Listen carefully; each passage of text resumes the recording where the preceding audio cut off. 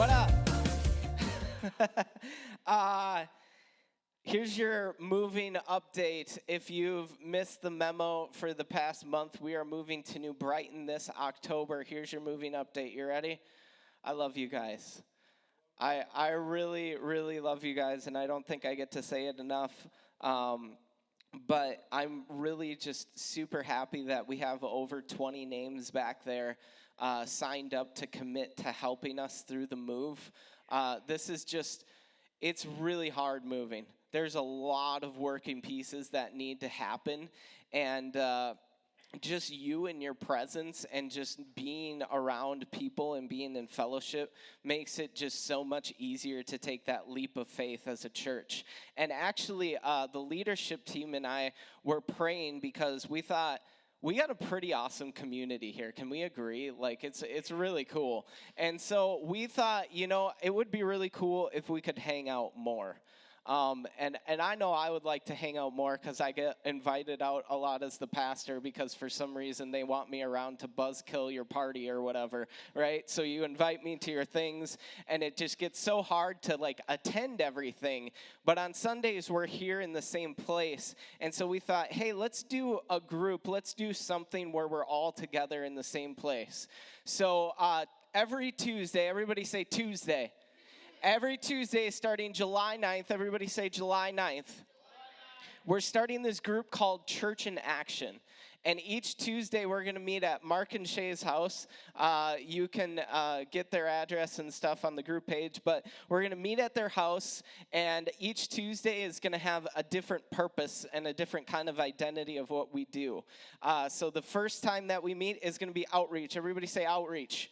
So I know you're paying attention. Outreach means we're going out into our new community. We're making connections. We're having game nights. We're having fun, which brings me to the second week. The second week, we're just going to gather for the purpose of fun and fellowship.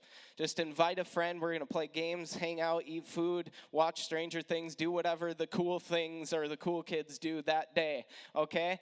The third week is prayer and worship night. We're just going to get together at Mark and Shay's house, and we're going to pray. We're going to worship for the church, for everybody who's there, for the lost, for the broken. And then the fourth week, the fourth Tuesday, we're doing something missional minded. So either locally or globally, something like Feed My Starving Children, things like that. And so we're super excited about this group.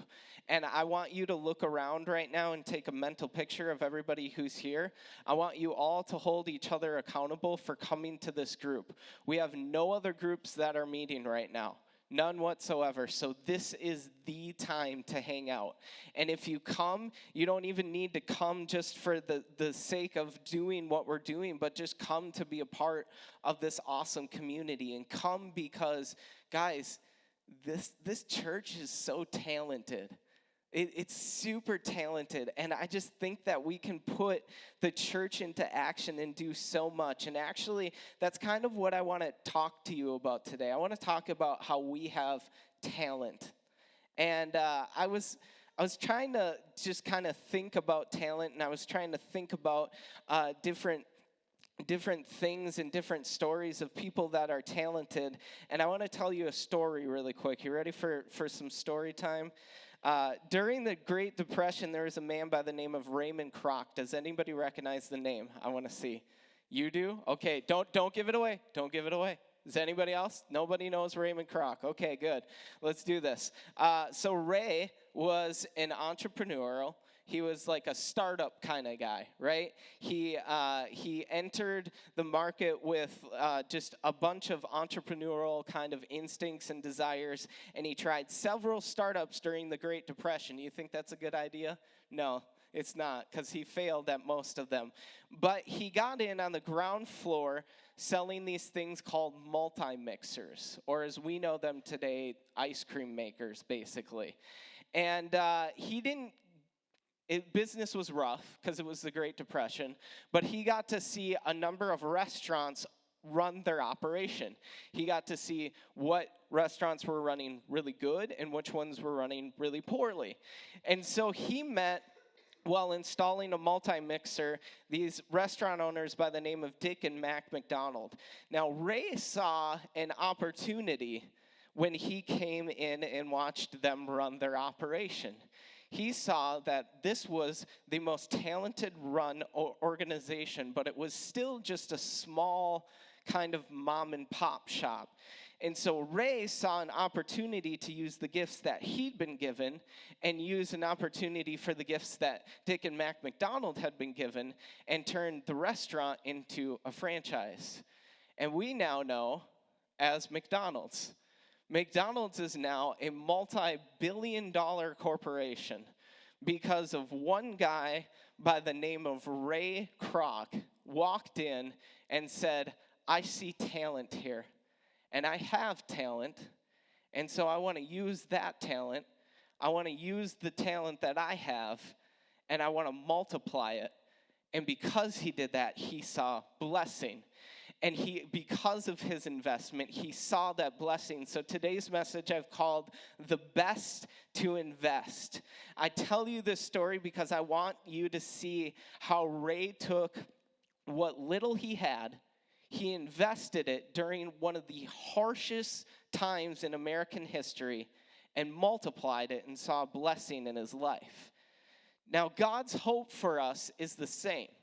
It's not to make money and be a multi-billion-dollar corporation, but God's hope for us is that we take the gifts that He has given us and that we use them and that they multiply, and as a result, we see blessing. Now, this isn't just an example from Ray's life, but this is also biblical. There's a little story that Jesus tells called the parable of the talents in Matthew 25:14. Just as a quick survey, this isn't made to make anybody feel like dumb or anything, but who knows what a parable is? Who knows what a parable is? Okay, good. So we have some people that don't know. A parable is simply a story used to illustrate a moral or spiritual lesson. And so Jesus speaks in parables a lot. And so he's going to speak in parables right now, and I'm going to illustrate the same.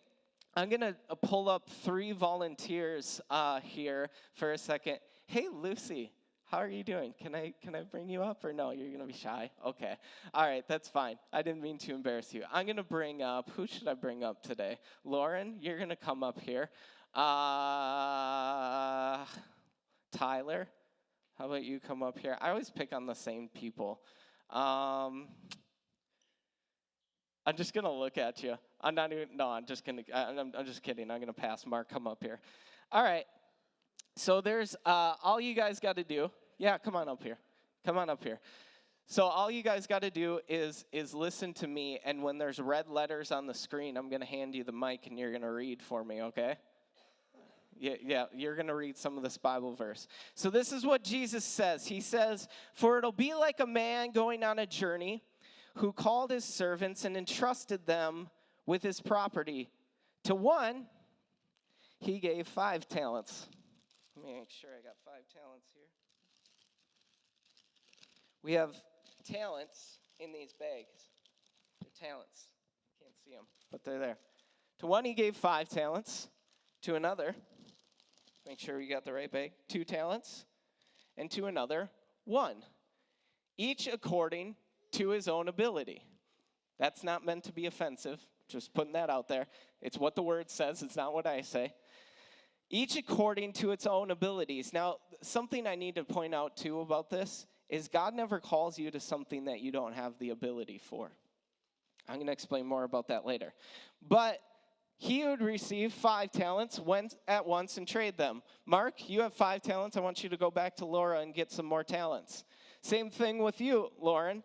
I want you to go back there as well, because the other one who had 2 talents went and made 2 talents more. So they're going back to Laura, and they're filling up their bags like it's trick or treat and getting multiplied, because 5 plus 5 is what? Okay, 2 plus 2 is what? Good, we've passed basic math today, North Summit. Good job. But he who had received 1 talent dug a hole in the ground, which we can't do in here, so just put it in your pocket or something, and hid his master's money. Okay? So now, Mark, I want you to come up here. Now, after a long time, the master of those servants came and settled the accounts with them. And he who had received 5 talents came forward, bringing the 5 talents. And he said, and he said.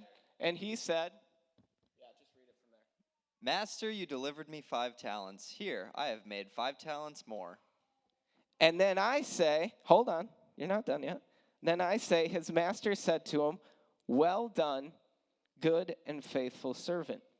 You have been faithful over a little. Now I will set you over much. Enter into the joy of your master.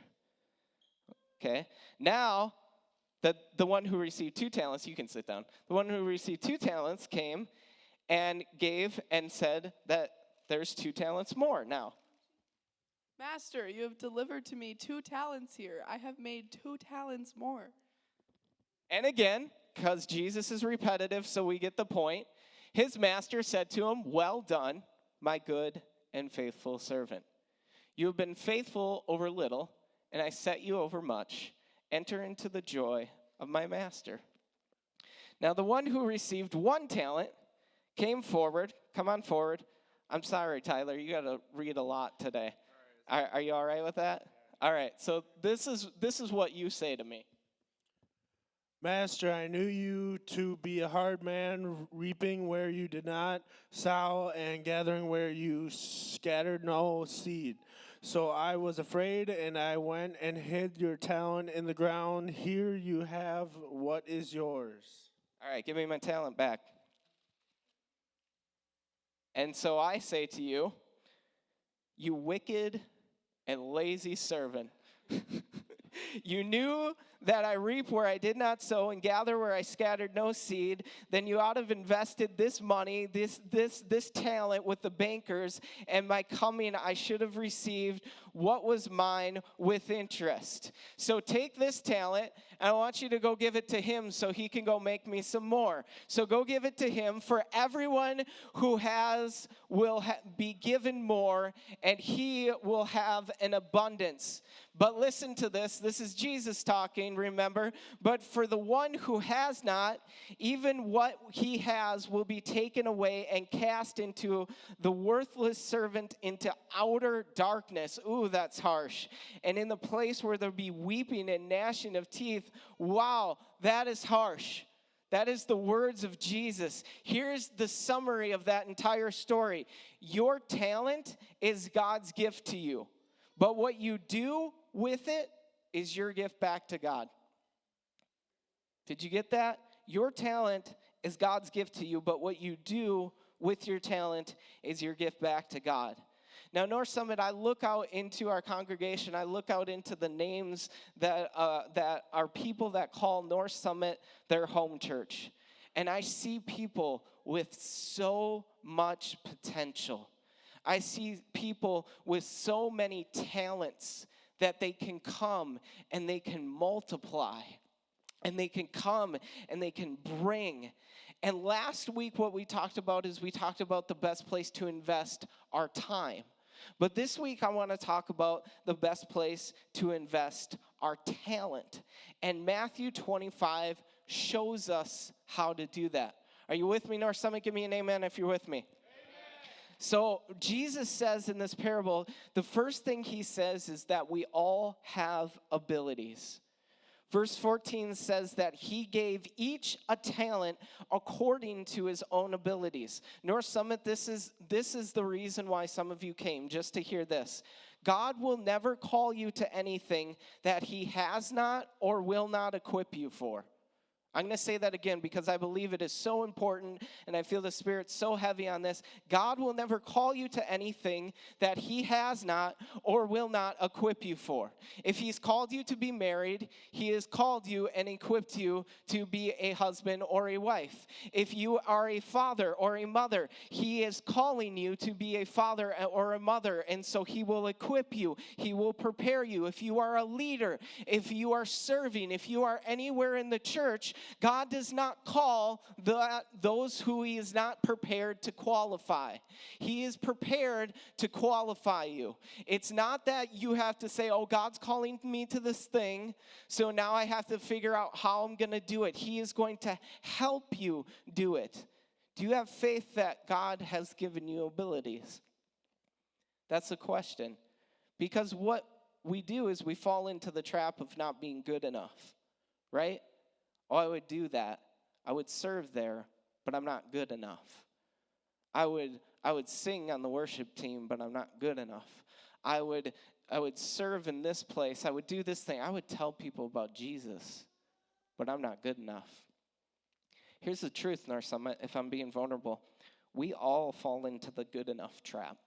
Even I fall into the good enough trap.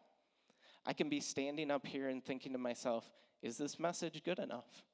Are people listening? Are people being receptive? Or would they rather be checking their phones, reading their news feeds? Is that more interesting than what God has to say today? Is this worthy? Is it good enough? But North Summit, I want to tell you that if you have talent and you've discovered that talent within you, you are worthy to use that talent. Your worth does not decrease because of yours or because of others' inability to see it. You have talent. You have an ability, and God has given you it. And if we know that, and if we know that God multiplies it, then we have to get this second point that Jesus drives home not once but twice, that you get what you give. The word constantly reminds us of this truth that we are to be fruitful and multiply. Y'all, this doesn't just go for kids. This doesn't just mean go out there and make babies. This means be fruitful with God has given you and multiply it. This means if you are a believer, be fruitful and multiply believers. If you are a worshiper, go out there and be fruitful with what God has given you and bring other people to Jesus. Multiply the voices, okay? If you have something, if you have a talent, God is calling you to use it, and then he will multiply it. Can I tell you my personal story with this? I never thought I would be standing up here giving messages. Never in a million years did I think that this was my place. Because I'll tell you, this kid, as a 16-year-old new Christian who was not good at school, who had just not made every sports team on the high school roster. I couldn't make any sports team. The only one thing that I could figure out was guitar, and I couldn't even figure out too much of that. I knew everything in the key of G or A minor because I was a sad boy, okay? And so I would play everything in those two keys. And it just so happened that after I gave my life to Christ, I had this friend by the name of Alex come to me and say, hey, our youth group worship team needs a guitarist. Would you be willing to come play? And I said, sure. And the first time that I met the worship leader at this church, he said to me that I am taking what God has given me the ability to do and give it back to him. And that was a moment for me that it turned into, I'm not just playing guitar anymore, I'm doing something with this. And after guitar, I learned drums. Somebody gave me a drum set from this church, just gave me a drum set to learn on. It was this really, really cruddy drum set, but I learned it. And then I started learning how to lead worship, and then it came my first time to lead worship. So now I've started as a kid that knew how to play guitar, and now I'm at drums and worship leading. Well, I'm worship leading for youth, so naturally speaking, they put me in as a youth small group leader. Why would you do that? That's a bad idea. But guess what? I led my first person to Christ, who I am officiating her wedding next week. I'm super excited about it. And so I led my first kid to Christ, and then I started leading more in youth. And then I get the opportunity to start planting a church. It's a church called Epic Life. and I get involved into outreach and get involved into worship and get involved into youth. And I keep using everything that God has given me, every gift that God has given me, just giving it back and getting multiplied and multiplied and multiplied until I got to this spot that I'm at, that you see me at right now, planting a church. Now, your journey will not look the same as mine, but the fact remains true that Romans 8:28 tells us that we know that in all things, not some things, all things, God works for the good of those who love him, who are called according to his purpose. Nor some of you are called according to his purpose. And if you use the talents that God has given you for his purpose, for his good, then they will be multiplied. Then you will be like the first two servants. See, you might not know when you're going to use your talent. You might not know how you're going to use your talent, but you know who, and you know what you have to do. You know who gave it to you, and you know what you need to do with it. And if you do that, you will reap a blessing. Look at verse 21 again. It says, his master said to him, well done, good and faithful servant. I would love for the first words Jesus says to me as I come into eternity to be, well done, good and faithful servant. You've been faithful over little, and now I will set you over much. Enter into the joy of your master. You see, we think that when we use talents, when we do stuff, it's just us expending energy. So why would we do it? We're just expending energy. If I have to be on the worship team, I have to show up at 8 o'clock. That's a lot of energy. If I have to serve in kids, those kids, oh my gosh, sometimes so much energy. But what if we look at it the opposite way? What if we came in saying, I'm going to use what God has given me, and I'm going to receive energy. I'm going to receive joy. I'm going to receive him set me over much. But we don't see it that way. What we see is that that sometimes when we have a talent or when we have something, we hold on to it super tight. You know what I mean? We hold on to things so tightly. And this is what we learn as the third point in this parable, that selfishness destroys. I truly believe that most of the world's problems could be solved if we weren't so selfish. If we weren't so selfish with the things that God has given us. And so you want to know how to have a hidden talent in your life? The way to have a hidden talent in your life is if it's covered by selfishness.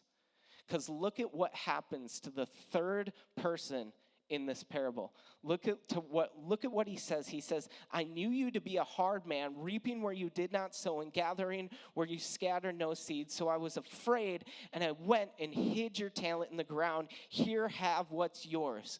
What we see from this servant is ultimately selfishness. It's the same selfishness that we show every time we get a paycheck, every time we have a talent, every time we could help out, is we look at this and we said, I knew you to be a hard man. We don't think that we have the ability. We don't think that we have enough. And so we say, you know what, I'm not going to do this because I know that I'm going to get judged. I know that people are going to cast their judgment on me. Friends, if you haven't heard this before, I'm here to tell you this. The church is the best place to fail. So come here, try it. If it doesn't work and you fail, it's okay. This is the place I like to believe that has the most grace. So first off, he says, I knew you to be a hard man. So he thinks he wasn't enough. And then he says, reaping where you did not sow and gathering where you scattered no seed. Reaping where you did not sow, and gathering where you had no. You see what he's pointing out now is he's pointing out, look, I'm doing all the work, but you're getting all the credit. What's good in that? If I do all the work and you get all the credit, here's the truth in our summit. Sometimes the best things that you will do for Christ are the things that you do in secret that nobody sees. The conversation that you have with a friend. the moment that you give to somebody out of your heart because they're going through a hard time. You can't just go and post on Facebook, hey, I lend so-and-so this much money. I bought so-and-so this lunch. I did this thing. Some of the best things you do for Christ will be done in secret. Some of the best prayers that you pray. And then the last thing he says, so I was afraid. So I was afraid.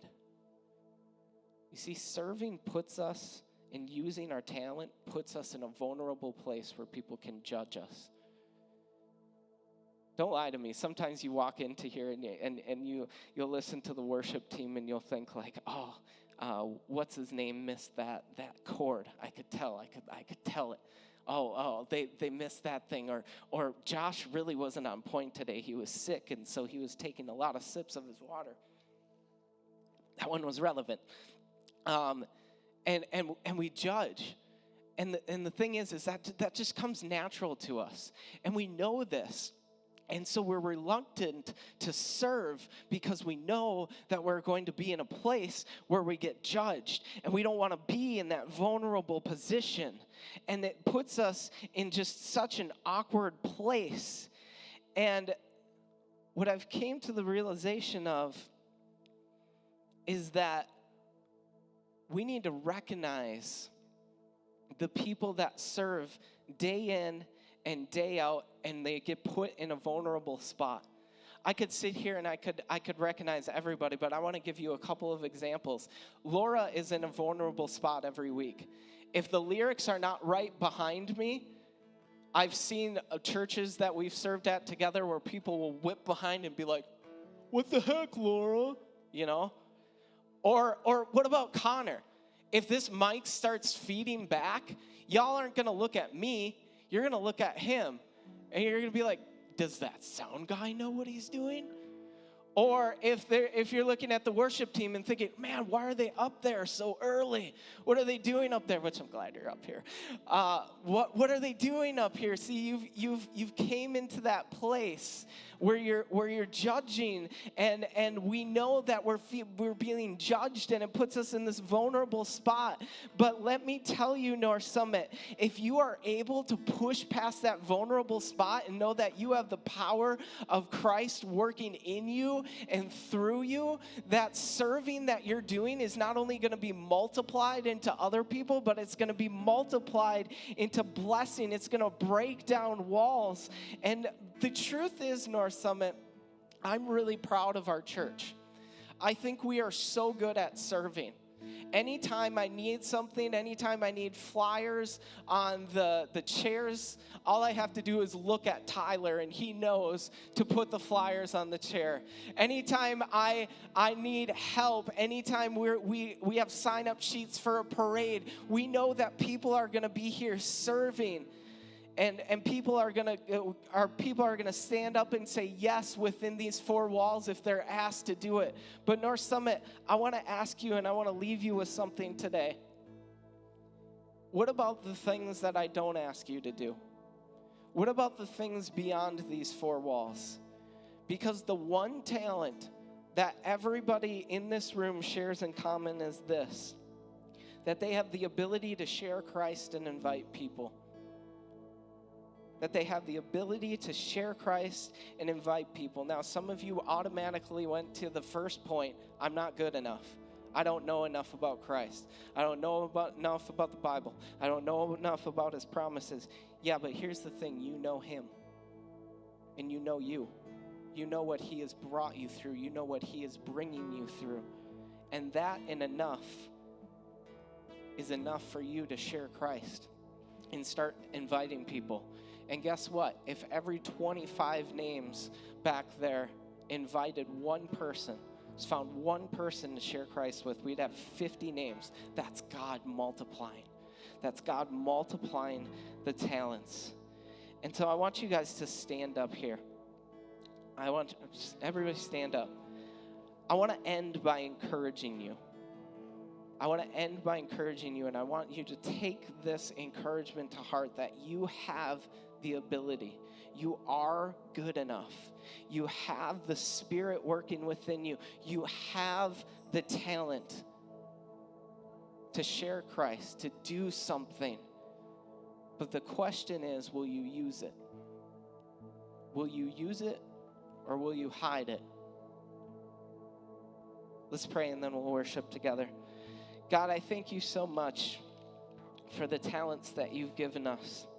Now I pray that we take this parable to heart today, that we're reassured by your Spirit that we have the ability, that we stop holding on to our stuff so tightly, the things that we can do, the things that we can offer to you, that we stop holding on to it so selfishly, and we come to you with a willing and open heart, because we know that, God, that as we destroy selfishness, God, that your joy breaks through, that we hear those words, good job, my faithful servant. You have been faithful over little, now I will set you over much. God, we see that as we come forth and we offer ourselves as a blessing, that we will be blessed to be a blessing, God. And so we come to you humbly today saying, God, use us. Use us. Use us. Use our talent. Use our abilities to share Christ. Use our abilities to invite. Not for more butts in the chairs, but for more people that know you, and more people that are set free, and more people that are healed from brokenness, from hopelessness, God. We pray this as your soldiers. Amen.